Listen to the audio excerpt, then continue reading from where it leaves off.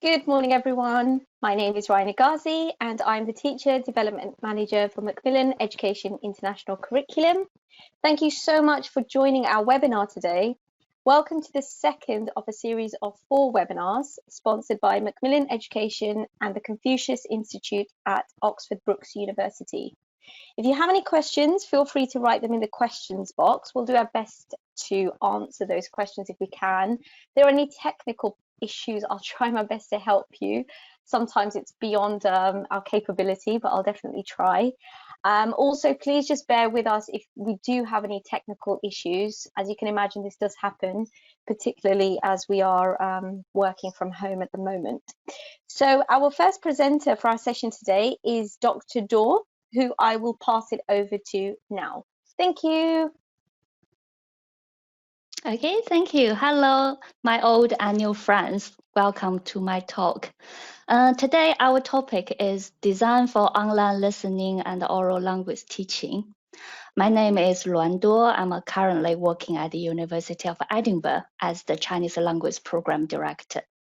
It is my pleasure to meet or see you. Actually, I can't see any of you, even including myself, or virtually through this event organized by Macmillan Education and the Confucius Institute at Oxford Brookes University. Today, my session is around 45 minutes. I hope through this webinar, we could enjoy, explore, and learn together. Okay, so now we are coming to the next slide. On the left is my picture. Today, I have a little assistant teacher, a mini cartoony figure of me on the right top of this screen. On the right-hand side is the session outline of today. So after this session, I hope you will understand the different method for online listening and oral teaching. I will share 3 useful tools or platforms for remote teaching. Then I will show you some cases or examples in learning, listening, and oral online. By the end of the session, I hope that you will feel more confident in considering alternative approaches to designing listening and oral Chinese exercise or your teaching online. Okay, so in our previous talk, I have mentioned 2 ways of remote teaching and learning, which are asynchronous and synchronous. We talk about remote teaching does not only mean or exclusively means synchronized studies, which is face-to-face teaching. Some of our teaching or lesson could be delivered and given asynchronously. Today, I will use listening and oral teaching and learning as an example to share 3 platforms with you in terms of designing, listening, and oral, these 2 tasks. Again, from my previous talk, I have received a good number of feedbacks. Thanks for your comment. Some teachers said that this table is very useful with regards to helping them designing their Chinese lessons. So I will share it with you again here. If you haven't been in my previous talk, you may know some of them, but if you not, don't worry. Those online teaching platform I list down here was sorted by different teaching and learning strategies here.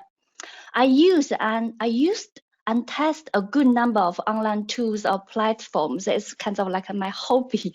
So those I list here, which I think are very useful to my Chinese language teaching. So I would like to share with you today. Of course, you may have known many and better platforms than me, and we all know that there is no A platform would offer everything. Some are good at a certain area, and some one good at others.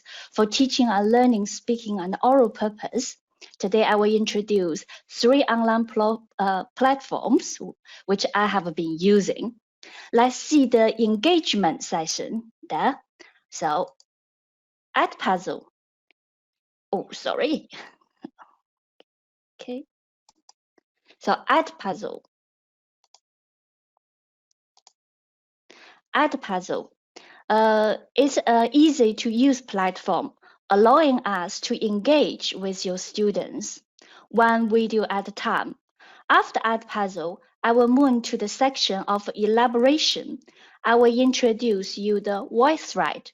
VoiceThread is a collaborative work platform for speaking and listening exercise. Then I will come to Microsoft Onenote. It is a program for free-form information gathering and multi-user collaboration. It is a very handy program, not only in speaking and listening, teaching and learning, you could use for other teaching purposes. Again, there's no magic pill. You should be clear what your teaching structure and nature is. Then what kind of tool will help you achieving your learning outcomes? So pedagogy comes to first. We are now short of online digital tools. We should be smart and clever when it comes to the first. Apart from these three programs, I will also use YouTube channel, Pour Everywhere Assistant, and help me achieve today's presentation. Okay, so this one you probably already see as well. So to design a lesson or class, the first question come to me is, what's the engagement level I would like to be, considering the bandwidth and the interaction level, which we mentioned in previous talk. If you and your students have, like say, high broadband and the internet, you would like to do a deep interaction with your students, as in the right session, that would be great. So you can do a video conference like today's event. You can use like a Blackboard collaboration or Google Classroom, Microsoft Teams. So if your students have a low speed broadband, but if you like to do an interactive lesson, you could use like a group chat and messaging, such as like WeChat, and or you can use a OneNote. Or you can share some document which allow you and your students work online and together. In the yellow session, when students and you had a high-speed broadband, but you would prefer to do a lower level of interaction, you could use pre-record video or a synchronized discussion with video. Today, I will introduce you the program to help you achieve the synchronized discussion while video thread later. The worst scenario is some students or teacher, your broadband is not good, and you probably just prefer a low level of interaction due to some reasons like workload. Then you could provide some reading materials or setting up a discussion board with some text or image or simple email exchange will do the job. In the end, like in my previous talk, I said you don't need to stick on one of these four choices. Actually, you can combine them together. For example, in speaking and listening lesson, of course, a face-to-face teaching is a brilliant option, but equally, you could choose the yellow session. The yellow session as a pre-record video or audio-visual materials for assessment. You could stick in the blue section by choosing collaborative documents. So there are so many creative ways you could do to deliver your lesson. Now I come into this very funny QR code. So the first program I'm sharing with you today is Edpuzzle. Before I come to the detail of using this platform, I would like to share an example with you. So if you have a mobile phone with you, you can scan the QR code on the right-hand side of this slide.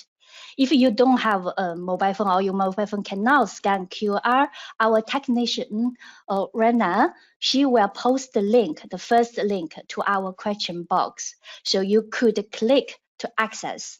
So I will give you a half minute to test my example. So thank you, Rena. Could you put the first link to the question box, please? Or you can scan the QR code. No problem. It's been sent.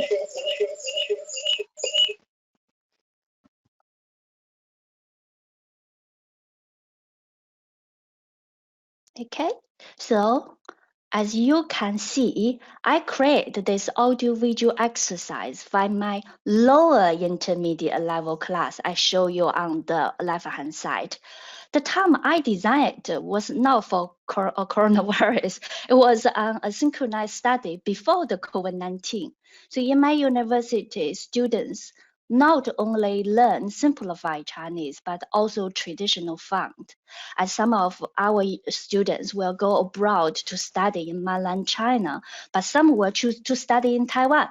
The reason to design the materials at that time is help them familiarizing with Taiwan Putonghua and the traditional font. So you could see this exercise, you could cite this exercise as an assessment with a deadline, but I didn't, because I just use it as an additional exercise. So personally, I like this program. It is because I could choose some authentic learning materials, and I can tailor those materials for my teaching purpose. Okay, so I hope you all see that. So now I'm moving to the next slide, shall I? Yes, there.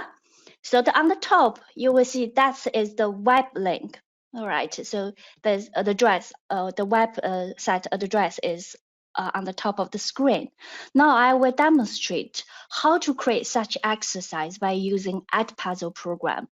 When you access to the home page of Edpuzzle, where the link I gave it be above, you will see here's my landing page. You could log in your account like that. And if you don't have an account, you could sign up at first. So after you log in your account, you will see a page like this. So you choose I'm a teacher, all right?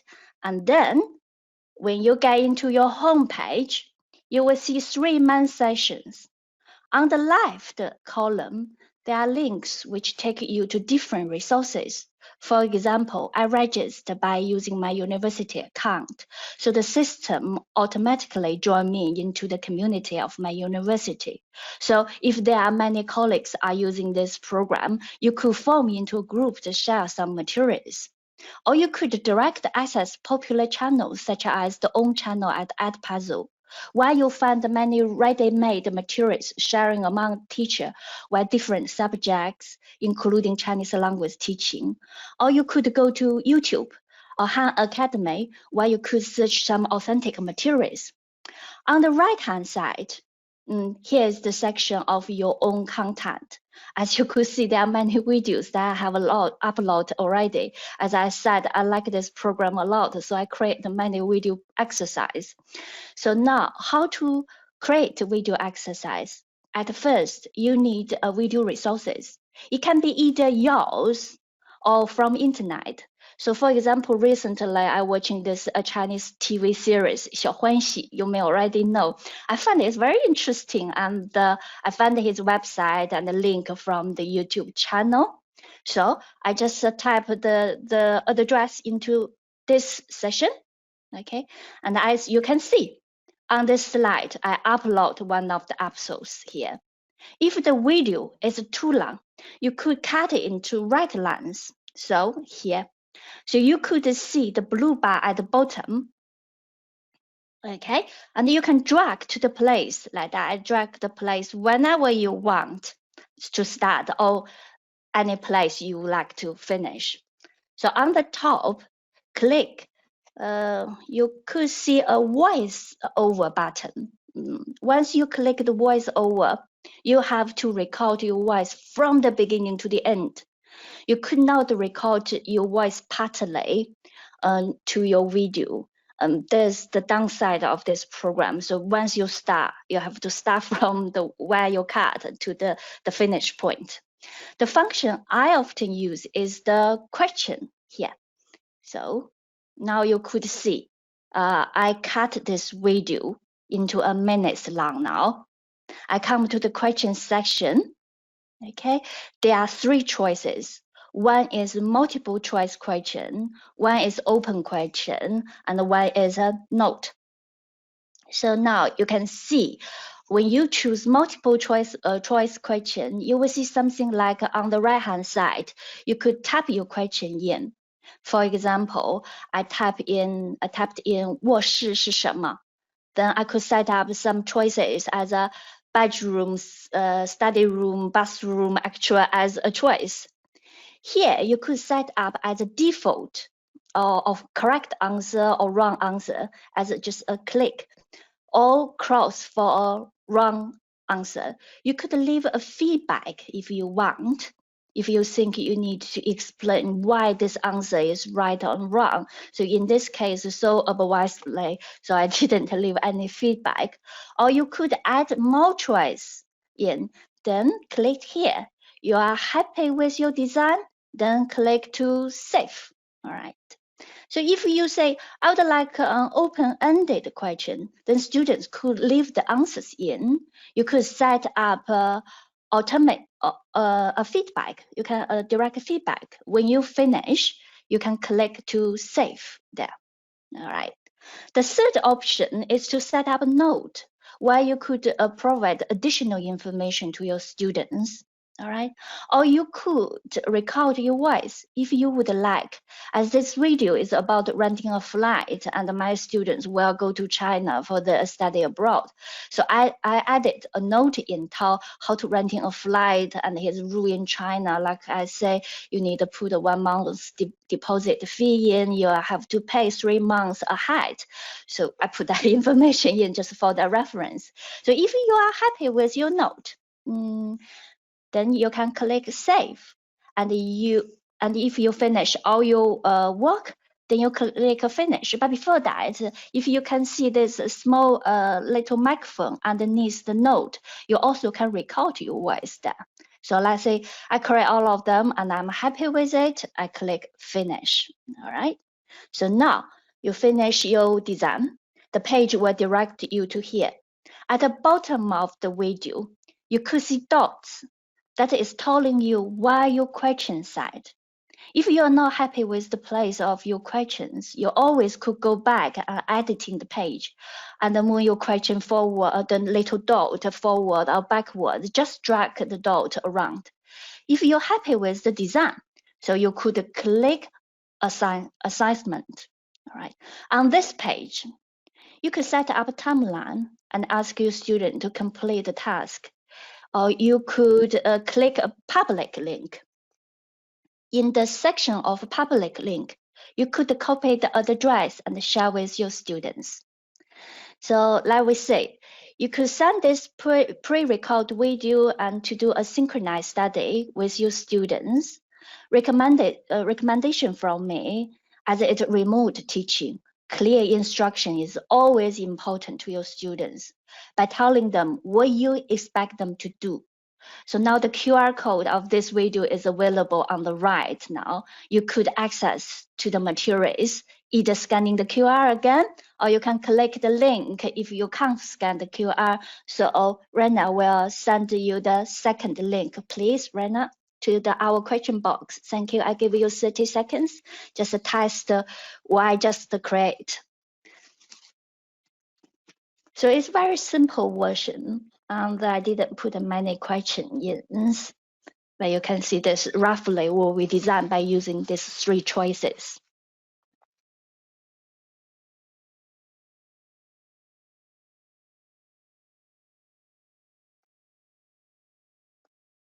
All right, so there you are. I hope you all can see now. Okay, we can. So while every program has its good size, like Edpuzzle, you could use as a synchronized or hybrid teaching.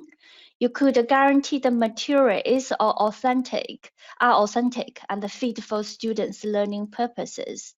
It is the audio-visual exercise, so it's more engaging as well as easy access, just sending a QR code or link. Students don't need to apply account. The downside probably is Chrome works better than the Internet Explorer. So it's just when you type your question in, sometimes it doesn't react very smoothly, but that's the only small downside. So now, after that one, I would like to introduce another program to you called VoiceThread to you. And down below the VoiceThread logo, you will see that is the web link, all right? And this program is developed for the speaking purpose. You could use this program for a synchronized or synchronized study. Assessment, well, you could set up for options such as asking your student to do an online presentation. Now I will show you how I use it and the example following. So at the first, when you access the VoiceThread website, if you have an account, then you could sign in. If not, you need to register. So once you log in on your home page, you could see your content page, such as you saw a Lego Friends story here that I'm currently working on it. If you want to make your own voice thread, then click the create button here. All right. And then it will take you to this page. You could upload any video, PowerPoint, picture from either your computer media sources, or you could record your own audio or video, many options here. So they give you a choice, like you upload to upload your resources there. So this time, let me say, I will upload an image here from my own computer. All right. And I will name a title as Introduce Yourself in Chinese for my beginner lesson. I will type a beginner Chinese and speaking into the description section. You don't need to add any information to this box, to be honest. But in the future, if you have a lot of videos and want to do a quick search, keywords help you locating your resources much quicker. Then I click Save. So now you could see I have uploaded this image into my section. Sorry. So in this slide, I would like my student to self-introduce them, like how to say hello in Chinese and the name. Okay. So, what I want to know is there. So in this image, I just upload, I create a PPT slide and turn into a picture.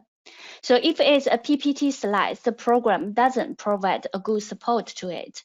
So you may need to resave your PPT slides into individual picture and upload them. Here I only have one slide and saved as an image. In this slide, I would like my student to self-introduce themselves, like how to say hello in Chinese, the name, the age. For adult learning, maybe you need to take this age out for the otherwise reason. And what's their nationality and what do they do as students? Or are they, is there students or teacher, or do they do any job? Here, I would like to set up an example for my students. So I click plus here. All right, then you will see a Crescent panel out. From left to right is ABC, which means you could type your comment. You could use this function to give a comment to your students' work. A telephone, apparently, you could dial to it. To be honest, I never use this function, so I could not comment here. The icon of a microphone, I use this a lot to record my voice. Next is the camera. It depends on you want your image to appear on the screen, or you can upload any file you want. Right. So once you click the microphone icon, you will see a counting down symbol like 3, 2, 1, and after that you could record your voice. When you finish, you click stop recording. Then you will see a screen like what I show you in the PPT. You could click to save your voice, or click record more, or cancel it if you're not happy with what you're recording. So once you get it done, you will see such a page. Click the play button at the bottom. You will hear the audio, or you could click the username. You could delay your voice, ask your students to reply your voice to build up a thread. That's why we call voice thread. Once students leave the voice in, the thread then is built up. On the top left corner, if you click, then you could share it, or add it, or make a copy. The downside of it is you can't export your audio without paying. So that's the downside of it. Okay, you have to pay. So again, if you use it in your asynchronous lesson or as a pre-record audio sent to your students, you could discuss audio in the class. Now I provide a link for you. See the final product we just create together. So right now, if you can share the link 3 with all the attendees, that would be great. Okay, because you can't use QR to generate this link. They will ask you to download a program to see. So it's better you can click in and to see the this final product. Okay. Perfect. Dor, just a few questions that have just come up about the app while attendees try. Yolanda has asked if the students need to register for VoiceThread. Oh, yes. Probably in that reason, if you can't see, then that's the downside of it. Sometimes you need to log in to see. Is this VoiceThread you just share? Normally, you should be able to see it because it's a final product. Sure. If not, I've tested it and it works. okay. But I think Okay. maybe to create her own. Yeah, if you can't see it, don't worry. We'll share this PPT with you. You always can go back to click and have a look. All right. So sorry about that. But you will hear a voice come out, and then you can reply to build the app. So now I come to this point. All right. It's good side. Good side of this program is you can use it for synchronized or synchronized study. Or you could give directly. You could give a directly test audio or video feedback. It is engaging and easy to operate. However, that's well, many people maybe live in the question box. The downside is students. You have to register account to be able to leave your message in. That's the downside. It's not very handy, not open access. Everybody can tie in. But in another way, maybe it's safe because only you students can be in this environment and create something and share between them. Now someone can publish your video to the internet. Maybe that can be a good site, but it depends on how you to see these things. And also is you can do everything free. A part of you want download your video in. So you see what happened today. You have to register first, and you'll be able to see this audio. All right, that's the VoiceThread. It was try. It's great fun to do it. And next one today, I would like to share with you if you have a limited time to prepare for your class, or you intend to keep your class simple and straightforward. Microsoft OneNote gather users' notes, drawings, screen clipping, and audio commentaries. Notes can be shared with other OneNote user over the internet or network.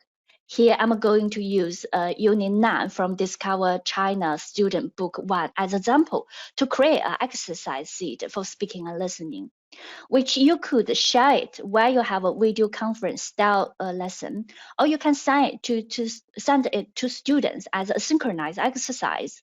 Again, you could set it as an assessment option, just simple asking students to complete with a time frame. The reason I choose Discover China, this book, as the publisher has already shared his textbook free online till the end of this August due to COVID-19. After the webinar training session, I believe you will have a code to receive a code to access books online. At the same time, you could access to Discover China webpage, where you can download his MP3 audio. And as you could see, I already access to Discover China student book, and also I download the audios. So they save me enormous time to prepare for lesson. So if you are using Windows, OneNote is built in already. If you use Mac, you could access to its online version. The page you could see here, the screen capture of OneNote. I create my OneNote as a Discover China for listening and speaking online is only for today's training. There you could further break it down into a different page. You could deliver your teaching done by lessons. Here you have a Unit 9, and then you can edit Unit 10, 11, etc. Or you could divide into a different learning purposes, such as grammar. You have a section for reading, composition, listening, or speaking. So it's entirely up to you. So here I create an exercise sheet for Unit 9 and only for speaking and listening purpose. I would like to create a listening practice, so I need to insert an audio file. So like here, then you need to click insert on the top bar. Okay, then you will see it takes you to the insert section. So while you could choose file, click insert as attachment. All right, then you could upload any audio file you would like to use. Here I use the pre-designed question and upload his audio from Discover China book. Save my time. So you could develop a few more questions whenever you want. Once a student receives it, he or she just click to listen and answer the question on the right-hand side. So there is a function I particularly like is his function of dictation. I don't want to hear every audio sent from my students because I don't have time, but I do want to check his or her pronunciation. Or I can ask a student to self-check if he or she pronounces the sentence correctly. So you and your students could turn his audio into visual text by using the dictation. Here, what I did is, again, to use one existing exercise given in Discover China, this book, and ask a student to read the sentence aloud. I ask a student to dictate the sentence in the right side under the right flag. What student need to do is click the little microphone symbol, all right, on the top of the toolbar. When you click it, you will see a column pop out. Then you choose Chinese and China. You could dictate different languages. Apparently, I heard is you can dictate 78 languages. So after setting it into Chinese, then click the symbol of microphone and click to where you would like the text to be. Then you just simply read it out, the sentence. The system will do the job for you. What you need to pay attention is you have to read the punctuation out, such as if you come to the full stop, you say 句号, or comma, you say 逗号. So the system will know if it is the end or part of sentence. So you may ask how accurate the dictation can be. I would say the tolerance is great. So with a certain range, like a common accent, the system could pick up the right words out for you. Just like you're speaking to a native Chinese, they allow you to make a mistake. However, if the mistake is not common, okay, occur to a native Chinese, the system cannot pick up, and they will give you some very random, funny answers. So that's sometimes just have a fun of it. So here. If you would rather to hear how your student respond in a conversation, you could use Onenote for a controlled conversation exercise. Here again, being less hassle, I used the exercise from a Discover China book again. I'm going to recall some audio questions here and design a control exercise and ask a student to answer in this section. Okay, so what I'm going to do is click the audio tool on the top of the screen. You can see the arrow. After you click it, it will take you to a recording toolbar. Click record button. When you finish, you just click stop. It is very easy to use and operate, and then you simply appear like a little file with speaker on your OneNote page. So let us see the final version, shall I? You could share with your students or send a link to your students. So please scan the QR to access to my OneNote. Finger crossed we can this time. Or where you could listen to audio from Discover China textbook, as well as hearing my question for the conversation exercise. So Rena, if you can share the link for in our question box, that would be great. You don't need to click that if your mobile phone can scan the QR, all right? They are the same thing, just come to the same resources through different channel, all right? I will give you like 30 minutes to access to my OneNote here. I hope you can access it, right? You can see roughly a page, 3 different style of exercise: listening, and the dictation, and control the conversation. Okay. Yeah, as I mentioned, you could use as a pre-recording audio in your class or sent by email to ask your students to complete exercise. The one I like is to turn into a collaborative document. keep everything within a place, where you could carry on your interactive level on the notebook. So student keep leave message in, you can keep edit message up. So when the student finish the language course or module, they will have their own notebook for your language course. That would be great. So they don't have the problems that, oh, my homework eaten by the dog, or I lost that certain sheet, I don't know how to review. Everything is there in the one notebook. The history is there. That's the reason I really like it. So again, let's come to the good side of the OneNote. You could use, again, for synchronize and synchronized study, even after the lockdown, or you could still use it the same way to teach. So you can provide direct text, audio, or even video feedback, or embedded video in. Or it's easy to operate for you and your students, as long as you have a handy textbook like Discover China. You could adapt the book and develop your teaching via notebook. At last, you and your students can make the OneNote into either a collective notebook or individual notebook while keeping all the learning materials and history together. Well, if you have to, there have to be a downside. I would say time consuming. However, this applies to every platform or programs that we are using them. It's not for less preparation or easy job. And some teacher leave a comment said, can you tell me something which I don't need to prepare my lesson? No, I'm afraid not. All the program need time to prepare. We are using them. Why we're using those programs? It's not for saving time. It's because we want to enrich our teaching to offer the best teaching experience to our students. So, okay, our session is coming to the end. We have some minutes left. So if you have an immediate question, please access the website via the link above. So you don't text to me. What you need to do is you can either use a laptop, your mobile phone, to type poever.com/duoluan629. All right. If you have a question, you could type there. You can type either in English or you can type in Chinese. So shall I leave 1 minute to you if you have any question? I hope I can answer your question, but I cannot guarantee, right? I try my best. Right. If you have a direct questions with regard Edpuzzle, WordWrite, or OneNote in terms of delivering your listening and oral online teaching? I have two questions that have come up on the chat box. One is Edpuzzle free to use? Yes, they are free to use.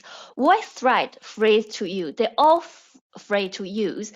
But like that's the tricky of some company. They develop a basic platform for you to use. So if you want to edit like a fancy version, of course you have to pay or subscribe. But to be honest, final version is enough for us to do our online teaching or prepare materials. Yeah, even WordWrite is free. A part of if you want to download your audio into your computer, then you need to pay like a $2.99 to buy that audio from WordWrite. Otherwise, they're all free. Great. And just one more question. In terms of OneNote, do you need to sign in or sign up for this? Particularly as the link that I sent, I think you need to have a Microsoft account in order to access the link that you sent. So do you need to have some sort of sign-in in order to access the content for OneNote? Normally, they will build into your PC. So sometimes you can directly open up, no problem, because I don't use Mac. I don't know how to works, but I think you can open on the online version. So you also can access to the OneNote. That's no problem. And but because most of like me work in the university higher education, we are just use a PC. We buying Microsoft one package, including OneNote and Word documents, so on, so on. So as long as you have that version, you can access to OneNote. That's no problem. Oh, I got some question back. So thank you, sharing. Thank you. Okay. sounds good for one-to-one. How about for the whole class? How does it work with several students at the same time? Okay, so that's a very interesting question. Someone asked me, say, how about for the whole class? I use OneNote for my whole class, but not for speaking listening. One is for my composition lesson. So what I did to do, I found it work even better when I was in class. So what we're going to do is I create this OneNote, and then I will develop that a writing box. So we will look like a poster or image, such as we may be learning something about Chinese food, let's say Chinese tea. And then I ask students, I said, could you each one write a note about how many teas, how many type of teas you know. So every student's writing at the same time, simultaneously in the class. So some students type much quicker, so I can see, I can directly change it. And some students type slowly. When I finish, I change it. But while I change, we still have this microphone on, and I will say, okay, Jack, I can see you writing, and I think this area you made a mistake. But the other students, they are still typing. They can listen. When they listen, they learn something. If they don't want to listen, they don't need, and they just type their own things out. So I can do very quickly to correct many students writing at the same time. So basically, if for the audio, if you share the OneNote, students can record them and then click in. So you just check each file, and then you can leave your message there. All right, and the voice thread is very good. You can do it at the same time, because thread is mean you build it up. You build a long thread up, and you click and you listen. You can leave the text to as a direct comment. Okay, which one is more friendly user?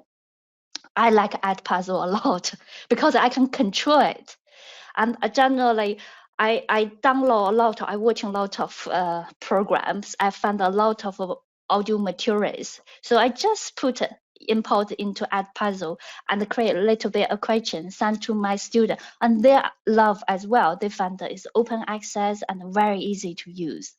Okay, do students need No, students doesn't need register on Edpuzzle. Just like when you scan the QR, the students just can click and get in. Or if like university, you use Blackboard, you can embed it into that video in. So when the students get into Moodle and or Blackboard to see your course, they can see like a screen. And they just click it and start practice all the exercise. And that's the beauty of Edpuzzle. So, but voice thread, you need to ask a student to resist. Okay, could you share with us some feedback from student of using this platform? Yes, I can show some Edpuzzle later, and my student really like Edpuzzle because sometimes I also show in my class, and the last time I show is what's the correct way, polite way eating Chinese banquet, and we show in this class. We do Edpuzzle every time we pose and we discuss and we choose, and I ask a student which one they choose, and we explain it. It's a great fun, they love it. But voice thread, to be honest, I hasn't tried with my students because it's down to our university. We have a strict regulation. Maybe you need to pay attention. Everything is in the third party. You need to pay attention, digital footprint. So if your school can buy a full version of voice thread, you guarantee you're safe. But if it's like this kind of count, all right, and you need to be wise about this online security. So if you do really like a voice thread, it's a great program, but you're worried, like your student register this account. What my suggestion is, you ask your student to register, use their own private account, like a Google account or the Hot or Gmail account to register voice thread. Don't ask a student to use university account to register like the third party program, because you never know what's going to happen. People will hack into the account and eventually go to all the university accounts. So if come to this kinds of program, you do require students to register them. You have to ask them to do the to use their private account. Sorry, and I think the time is coming to the end. I cannot answer all your questions, but you can leave your questions here on our question pool. I will come back again to answer all your questions, or after you try. Like you try the 3 program and then you find something I don't know and how to do it. You can also leave question here and I will come back in June to answer all your questions here. Or if you want to follow me on social media, this on the left hand side is my WeChat. You can scan it.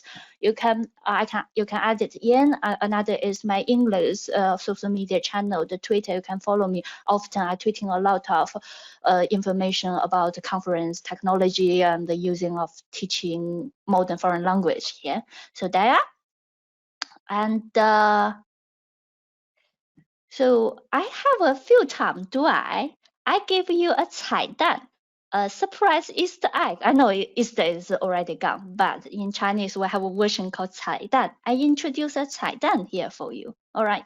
So you may know, you may not know, Discover China already have an online version, what they call Aha Chinese app. So you can scan the QR on the right hand side. And at the moment they have a trial account. And the password is there. So basically, you don't need to worry if you don't have time to scan it, because this PPT will be shared with you later. And when you get into the apps, you will see there's a 走遍中国 is here. And then at the moment, volume 1 and 2 is available online. So the beauty in terms of listening, speaking, and conversation is you click it and you can listen. And they'll pronounce the word for you, or you can test your voice. For example, they can give you sentences or vocabulary, and you read it out. And then the system automatically, the program test you, give a mark, tell you how good your Chinese is. But to be aware, the downside is this program is very strict teacher. So to me, hardly, even to me, I can't score 100 of 100. It makes me very sad to be a Chinese. But students may not expect to get a good mark because this program is set up very strict. You have to really pronounce well in pure Mandarin or 普通话, then you will get good marks. But it's great to have a fun to self-learning, or teacher can engage with students. That's a good program worth to explore. And that's it. That's all my session. I think I finished on time. So now I pass to 周红芬老师, and she will talk about using digital online. Okay.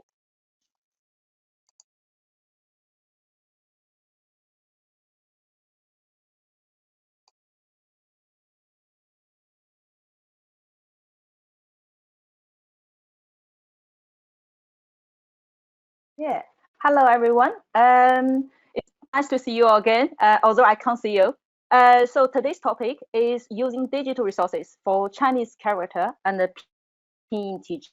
This topic is based on the feedback that you wanted to know more about how to teach characters online, how to organize online activities, and when we teach characters. So today's session mainly focuses on character and pinyin teaching for beginner. Today's session, we will look at the challenges in Chinese character teaching and pinyin teaching, and then we will talk about the strategies for Chinese character teaching based on this. I will share some online resources and tools related to Chinese character and pinyin teaching with you all. Hopefully, you will find some of them useful. At the end, I hope we will have a couple minutes for the question time. I will provide all links for resources and tools mentioned in the session at the end. Please don't worry about it. Also, I would like to suggest you to bring a piece of paper and pen with you, just in case you might want to use some resources or apps for teaching in the future. So first, I want to hear from you, want to know you all. So could you please think about when you teach characters and the pinyin, what difficulties or which difficulties or what challenges have you experienced? Think about it, and I want you to share with us about your thoughts. Please, can you scan this QR code, or you simply go to answergarden.ch/123 4, 5, 1, 3, 6 to participate. You do not need to log in. You do not to register. Okay, this is a very straightforward platform. I want to introduce this platform for you all, particularly if you want to have a kind of discussion with your students. This is a very good tool, very easy to use. Okay, please go there, type your answer, the keywords to share your thoughts with us. The question it is, what challenges or have you experienced in Chinese character and pinyin teaching? Please, we will go to the same platform. We share our ideas together. I give you 30 seconds. Yeah, please. Thank you.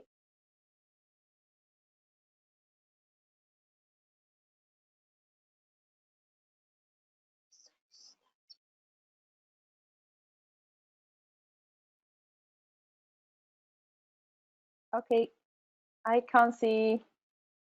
Is anyone? Hongfen, So I think please go to sorry, I think Yeah. the scan barcode doesn't work.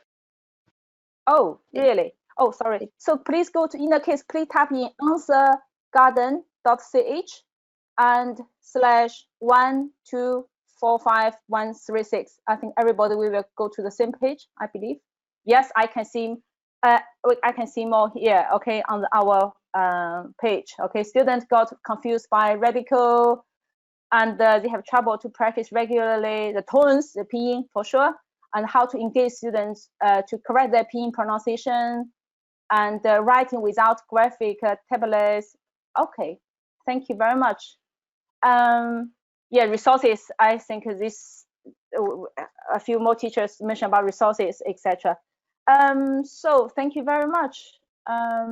Okay, so I'm going to share my thoughts on this with you all. Okay, so regarding the challenges and when we start studying alphabet-based language, it begins with memorizing the letters, and naturally you can work on words, sentences, and essays. But Chinese use logographic language system, and it consists of stroke, radical components to represent characters. And this is a fundamental difference between Chinese and alphabet-based languages. For an alphabet-based language, even if you don't know the word pronunciation, you may be able to read it correctly based on your previous knowledge. For Chinese, although we say 80% of our characters are pictophonetic characters, there are certain rules and patterns to help us figure out the sound, but the clues are much less obvious than in phonetic languages. For example, Chinese characters sometimes are no longer pronounced like their phonetic radical components, and this adds to the difficulty of remembering pronunciation of the characters. Regarding the writing, some of you mentioned, a huge of a time and effort is needed to remember which stroke and components make up characters. You may have different opinions on this. However, it is very often to see from student handwriting work, a small addition or reduction of the stroke can cause errors. Also, regarding the pronunciation, some of you mentioned already on our platform a moment ago, tones. Okay, so Chinese is a tonal language, but the tone feature lacks in most languages, and learners need make efforts to obtain the 5 tones in Mandarin. Of course, in reality, to be honest, we are dealing with the challenges of limited resources, and also considering the current situation, we are also facing many challenges caused by online teaching. So now I want to go back to our teaching. I would like you to think about, when you teach characters, what do you want your learners to need to know at the beginning? Think about it. Yeah. So for example, do we need to think about to introduce the sound? Okay, pinyin and the meaning for sure. And also we might consider to teach them how to write it. Okay, and of course, the background knowledge of the etymology of characters we need to explain to help them to understand and memorize.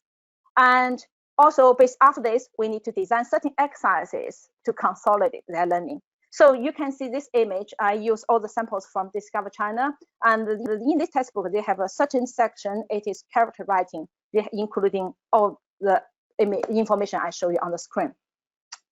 So now, when we mentioned so many challenges when we teach characters and pinyin, particularly for beginners level. And what's the strategies? I'm going to look at strategies for teaching Chinese characters with you all briefly. So as we know, Chinese characters have gone through a long history, as long as the Chinese civilization, and the Chinese culture is an essential part of them. And this is why characters are irreplaceable by pinyin. So when we introduce Chinese to learners, how do we start?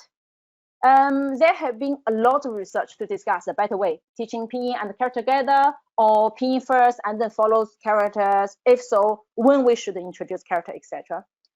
I think, of course, this depends on the background of your learners and the learning objectives. But it is very important. We have to recognize that only teaching pinyin is not enough. Excluding Chinese characters is equivalent to closing the door halfway to the language. By learning characters, you will open the door to the culture that is embedded in them. I think when we teach characters, we should consider this first. And also looking at character teaching, there are a great number of research on the process of recognition and writing. It has been suggested by many experts that more focus should be put on character recognition and less on writing. Chinese characters compose sound, form, and meaning. There are certain rules and of structure and the stroke order that have been developed. Knowledge of understanding Chinese character is essential in order for learners to understand, particularly for writing them. There are so many methods that have been introduced to help learners to learn characters. But no matter what methods, in general, online resources and the tools could facilitate our teaching, and it also provides additional support for learners to study independently. Particularly now, we move to online teaching. This is why I want to use the following about 20 minutes time to mention about online resources regarding Chinese character and pinyin teaching with you, to share my information. Before that, I want to mention, when we use online resources and tools, we need to consider whether it can add value while we use it, whether it can add value to our teaching or not, whether if it is more efficient or effective, and whether the resources can be reusable, reusable or not. Okay, and also we need to think about when we use it. Okay, during session, or we use it set as assignment, and how we use it. How can you get started with using online resources and tools to motivate learners? How can resource support learners' independent learning? How we use tools to provide feedback, like some of you mentioned, how to correct students' pronunciation, pinyin practice outside the classroom. I will mention later on. So I'm going to share some digital resources first, and then introduce some tools. Why I introduce my following resources, please think about and how we can use them. I believe you might receive, you might receive the PDF file sent to you. So this all on the left column is there are all the resources I'm going to mention, and in the right column, I want you to think about how you can use them. Okay, you can tick simply in the corresponding column. Okay, if you haven't got it, you can simply scan this barcode or even take a picture, and then you can work on your phone to reflect when I introduce the tools one by one. Okay. So before that, I want to say there are so many resources and tools. These are only the ones I found useful and free. Please feel free to share your findings with us after session. And as what I mentioned last time, I think we need to work as a community to share resources together, okay, to make our job more efficiently. Okay, so what I want to mention regarding resources, I will talk about one section to talk about share resources about knowledge of the characters, okay? And then I will share some resources regarding the online dictionary. And then we will talk about etymological explanation. This is so important for no matter for beginner or intermediate level students, particularly for adults. I think it's quite important to let them to understand the history of each character, and because this part of the culture as well as what I said. Finally, I will talk about some pinyin resources, particularly pronunciation resources. So now let's go to the knowledge part. Okay. So I want to introduce these two first. Okay, and you can see on the BBC website they have a mini guide Chinese character. It introduces the history, structure, and the relationship of pinyin and the characters very briefly, but it's brief and general introduction of Chinese characters and the pinyin. And at the bottom, you can see we have the page. It is created by Center for Teaching Chinese as a Foreign Language at Oxford University. They have a very informative website and give us much knowledge of characters, radical list, and structure and stroke order as well. I want to recommend these two to get the general information about Chinese characters. And okay, and the other one I want to say, another one, it is the Chinese character for beginner, Hanzi. This online course created by Professor Shi Zhengyu, Beijing University. And this course can introduce, one course includes each session. They have, you can see, they have a 5 minutes short video first, and then follows some exercises, online practice. It's like a click, you can get the feedback immediately to mark your answer. And this course I want to introduce, it is because this course covers 10 weeks, but you can choose your pace as well. Each week they have 4 lessons, and then the outcome, they will introduce about 240 commonly used characters. They introduce the pronunciation, the shapes, and the meaning of each character. And also they have 2 parts of the course. One, it is beginner 1, and the other one is beginner 2. Beginner 1 is for elementary level, and beginner 2 is for intermediate level. I think this is a very good a free online course if you don't need certificate. Of course, you need to pay for the certificate if you need. So this is a Chinese characters for beginners Hanzi online course. So regarding the online dictionaries, I know we have so many online dictionaries and apps, but I want to introduce this one, mdbg.com.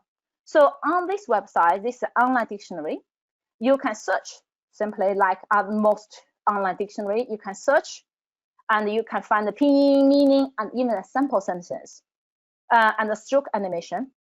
And also, you can draw the characters with your mouse to look them up. Particularly if students don't know the sound, they don't know the meaning, they can simply copy and find out the answer, or they can test their memory whether they remember the character correctly. Actually, this is awesome. Okay, and also you will see when you search any characters, they will have the link with HSK, the Chinese Proficiency Test. Okay, HSK vocabulary list. Also, as a teacher, we can simply type the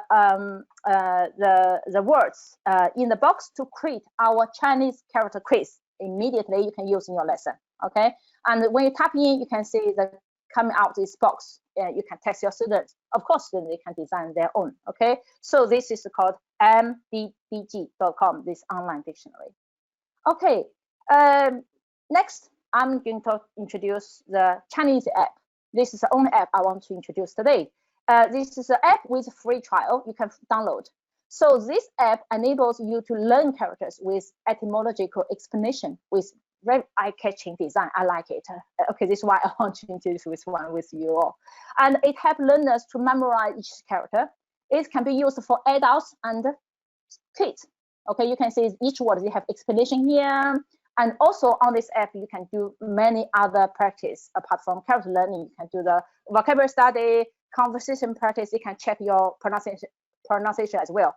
So this is free, but as what I said, there's subscription fee followed after a free session. Okay, so this is the one. And next one, I want to introduce free website it's called Got Characters. Okay, I will share the link with you all. So on this website, you will see 8 demonstrated the characters in motion. Animated characters make characters memorable. Okay, everything is very short clips, videos. It explains etymology of characters and sets the connection of characters based on the radical. Okay, this is a very good part. Okay, and their vocabulary poster by topics or HSK levels.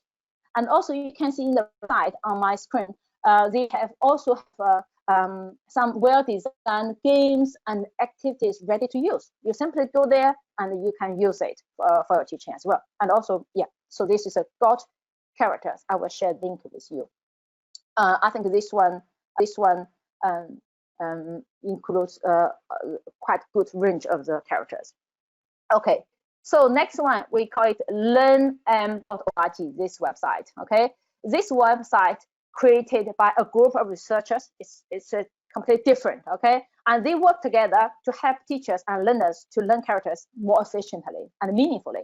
So of course you can use as an online dictionary. You can simply tap in here, and like I input how, come out with this list in the right side. Okay, with the pronunciation, the components. Okay, this is different, and also with the etymological explanation of the characters, with also with the use of frequency order. Okay, so they list the characters based on the frequency of the characters. And also you can see at the bottom they have image, the development of the characters, each different scripts. But when you can see here, there are two components. And then you can see if you click, new, this component, it will come out with all the characters share the same radicals. This is awesome. I think I want to share with you. And you can see all the characters in the circle here. They are characters related with new, this radical. And you can see also the big circle. It means high frequency word characters. Okay, and I think this website is very suitable. It's very good for intermediate and advanced learners. Okay, particularly if for students who have learned the certain amount of characters, and this website will help them to explore the relationship between characters systematically and use them to form an efficient and meaningful learning strategy. This one I want to share with you. Okay, I will send the link. So a moment ago, I shared some online resources regarding the character study. Now I will talk about the online resources regarding pinyin practice. I believe most of us, we have the question it is regarding how to correct students, how to check student pronunciation, particularly outside the classroom, no matter in session or particularly outside the session. So Yabala, this website, provides pinyin chart. You can see here they have pinyin chart. They have full range of pinyin chart, and if you click each one, they have audio sounds immediately come out. But I want to emphasize it is this one, the yellow one. We call it tone pairs. The tone pairs and enable everyone users to either practice listening practice or speaking practice or play both. Okay, so you can click the prepare samples like the first tone, second tone, etc. And you just simply click, I want to practice speaking here, and then I click any words and practice. For example, I choose 以前 this word. If I tried and my pronunciation is not correct, they come out with gray color, and you need to try again until you come out pronounce correctly, and they will mark it in green to indicate you pronounce correctly. I think this one solves the can give students more chance to practice outside the session. Okay, it's called Yabala. I will share the link with you. So of course, in the session, if you want to use the pinyin chart, you can simply click pinyin chart. It will come out with all the practice, and then you can click to practice share the audio file with students. Okay, next one I want to introduce is called Quick Mandarin Pinyin. Okay, and this website has many tones quiz. Okay, like you can simply practice tone only, okay, listening only, okay, or you can choose pinyin with all the initials and finals, or you can do the pinyin numbers dictation as well. Okay, so this is a quick Mandarin pinyin. It's only for learning practice. Okay, next one, it is called Pinyin Practice. This website is free as well, and you can see clearly you can select simply tones only, or initials, or finals, and you can also set your own quiz as well. And this website, apart from pinyin, also you can pick the characters to show characters as well. So I think it's good exercise, particularly for beginner, if they want to match the pinyin and the characters, they can do this both at the same time. Okay, so this one is a pinyin practice, and you will find the link later on. Okay, now I introduce resources, okay, from the characters, the knowledge of characters, the online dictionaries, and also etymology of the characters, and also share some pinyin practice with you all. Now look at the forms I sent to you, the chart I sent to you, okay, and think about the resources, which one you can respond to, for which purpose in the following 4 columns. Of course, you can create more categories regarding the purpose to use. Okay, okay, I give you maybe 1 minute to think about it, and I will share my thoughts with you. Maybe 30 seconds. Sorry. Okay, I give you 30 seconds, and then I will share my thoughts with you. Yeah.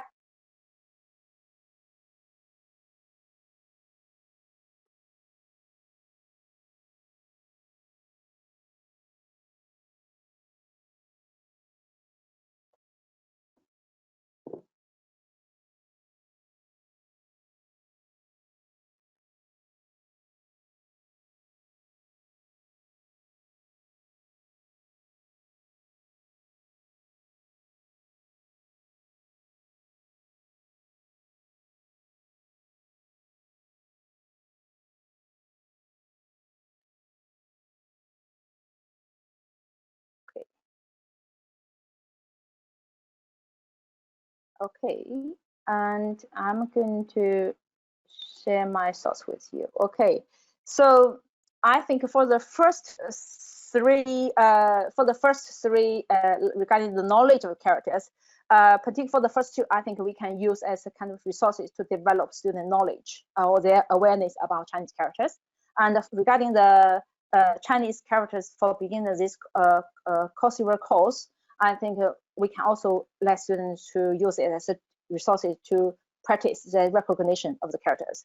On this platform, I think they can only do recognition practice. Okay, you can select to match a picture with characters, or select fill in the blank, etc. by click.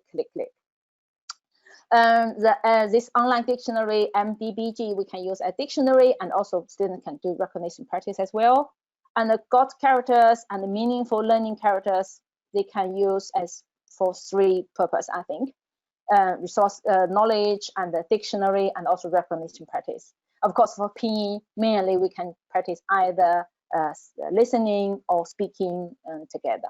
Okay, so a moment ago, I introduced all these resources with you all. Now, you might ask me, do you have any tools I can create my own materials I want to use in my session? Okay, so what I want to do is I want to introduce several tools regarding characters or pinyin teaching, and particularly how you focus on your own session. I know we are using platforms such as Teams, most popular one, and Zooms. They have their own whiteboard feature. But switching between features, it takes time, and sometimes it is not stable. There are also limits on the collaborative activities. In this case, in the session, particularly when you introduce the characters to your learners, you won't check their handwriting immediately. I want to introduce the whiteboard.fi, These two provides an efficient way to do character practice. Of course, they can do other activities as well, but for us, I want to use it for the writing practice. Okay, so super easy. This is a whiteboard. This whiteboard.fi. So this one, you can simply go to the website, okay, and then you click new class, and then automatically will come out with the whiteboard.fi with a code. Okay, you send the link to your students by your chat box on your platform. Okay, like what I did for the answer garden, the same. So you simply share the link with your learners, with your students, and then they click link, they can go in. Okay, at the same time, you as a teacher, you can create your design, your whiteboard. For example, this is a sample I show you. I want students to learn the first lesson. Okay, I want them to practice ni hao. Okay, I ask them to practice. You can see on this page as a teacher, for the security reason, you can set enable waiting lobbies. You can confirm, in the case, you can confirm whether students are your learners or not. And also, when everybody is in this classroom, so you can lock the room to avoid any newcomers. Okay. Of course, you can, for some reason, you can ask students to submit the image on. Okay. So now, this is your part. The green color, it is teacher side, and now this part, yellow one, is student side. You can see this student tried use the fingers or use the mouse to write ni hao, and then teacher, you can immediately to see your students' handwriting. Okay, the whiteboard. So what I want to emphasize it is each learner, they can only see their own whiteboard and teacher's whiteboard. They cannot see each other. Okay, that's good, particularly for adult learner, I think. As a teacher, you can see this page. Okay, if you have 2 students, maybe 3 or 4, so you will see everybody's handwritings here. At the end, you can either take a screenshot to save all this image. Otherwise, you close the website and all the data will be automatically deleted. Okay, it's safe. Okay, so this is called whiteboard.fi. There are some similar tools are very good to use, like a whiteboard, Fox, etc. You can explore, but this one I think I want to introduce. It's free, and also you do not need to register anything. You simply go there, create your link, share your link with students, and then you work on it. And the off session, like automatically, all the data will be wiped. You don't need to do anything. Okay, so this is called whiteboard website. I think it's quite good for beginners, particularly when we want to check students whether they follow, they write it correctly, and they dot missing, etc. Okay, so this is called whiteboard. Okay, and next one I want to introduce, it is called learningapps.org regarding activity design. Okay, a moment ago we see some online resources already, but you might see I want to base on my teaching schedule material to design my activities only. So this website is very good to use. Okay, you can log in, you can create your own account. This website, it is support learning and teaching process with small interactive activities. Okay, this can be used immediately in your lesson. Okay, now you can see here, once you log in, you create your own account. You can see you have so many templates regarding the interactive activities you can choose. Okay, I'm going to share some activities I created with you now.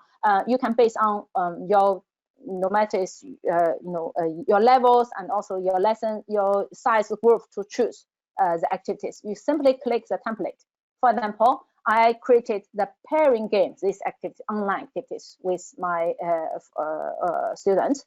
So I use Discover China Unit 1. So this is templates. When you click this one, select templates, come out with this left column. You simply put either pinyin or English meaning with character together. And in the right side, you will see here, this outcome. Okay, this is page students will see. They can engage in this activity. And they can do as a pair, or they can do by themselves. Okay, they can just move the mouse to match to the right answer. And the other one is called word grid.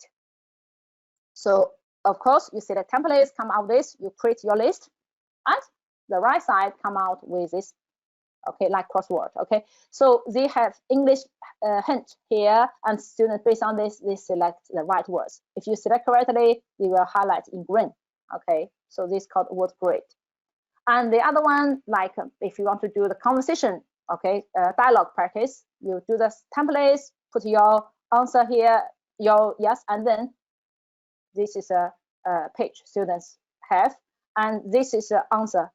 Students, they can choose work on their mobile or on the computer PC, and if they finish, if correct, they come out with feedback immediately.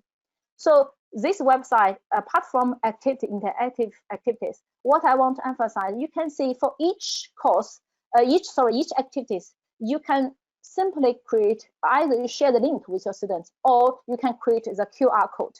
So everyone is open to public. Everyone, they can access it if you share the resources with everyone. Particularly if we are working in a team, a group of teachers, we can work together to quickly to set all these kind of activities for the whole set of books, and then we can use it during the term. So this one is called learningapp.org website. I will share the link with you, and then after session, I think you might want to explore a little bit. Of course, if you scan this barcode, you can use it for, if you use Discover China Unit 1, you can go there to use this one for students as well. So we call it learningapps.org. Okay. You might say, oh, I don't have time. Unfortunately, I want to see whether we have well set the games and the activities for students to use, or I can use I use online. One thing I want to share with you, it is digital dialects Chinese. So this one, you will see they have provide different activities in the elementary level. It designs based on different topics, including, you can see here, animals, the vegetables, or numbers, etc. So this one, they don't need you to register anything. You simply go there, click the link, okay, come out with the games. Okay, for example, you can select pinyin only, or you can select match the picture with characters. You have different choice. You have a few choices for you to match what you want to play, or what you want to test for your students. Okay, so this is called digital dialects Chinese. I will share the link with you. You can explore by yourself after the session. The other one, it's called Chinese in Flow. This one is, you can see I give regarding the usability, I give 3 doors because it's a very simple the page, because mainly we can do like the quiz. Okay, but this one I want to introduce it because all the characters linked with is in line with HSK vocabulary from elementary to advanced level.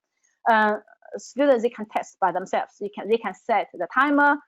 They can set the number of the characters they want to study. So they can set their own because from the option you can set your own plan, and then you choose what you want to test. So this one focus on the characters, and also of course with pinyin, the sound, to recognize the characters. Okay, so it called Chinese in Flow. Okay, so this is well set activity as well. You might be able to find the free app as well, but this is online. I share with you all. Also, I think you might ask me the question. If you, yeah. We just have a few minutes left towards the end of the session. Yeah. Okay. Yeah. Thank you. Yes, we nearly get the end. Don't worry. Thanks. The last one I want to introduce, it is regarding how you might ask me, if students give me the handwritten homework, how I can provide the feedback. Also, I want to indicate, particularly for elementary level, if there are errors regarding the characters, how I can indicate correct the errors to them. Onenote. A moment ago, Dr. Luan mentioned about this web app, the free Microsoft app with you all, used for speaking purpose. But I introduced this one for the marking, for the feedback giving purpose, okay, for the rating exercises. So I think she mentioned already, if you are using your institutions like Outlook, usually you might get the free version for this one. You can use it. And you can, when you click, also this match with your institution's account as well. Everything will be saved on your institution's account, OneDrive. So what I want to say is, when you open this app, you can see here there's a button called Insert. You can put your student homework. They send you by image or PDF file. You simply drag them in, and this is a one piece of writing I show you. Okay, now you want to check their writing. And what you want, I want to suggest you simply click the draw, and you can select your ink color, okay? And then you can start working on it. You can use, if you work on tablet, you use your finger. If you work on the PC, you use your mouse to correct, to mark the errors, and you put the handwritten characters here, okay? So this is very cool, I think.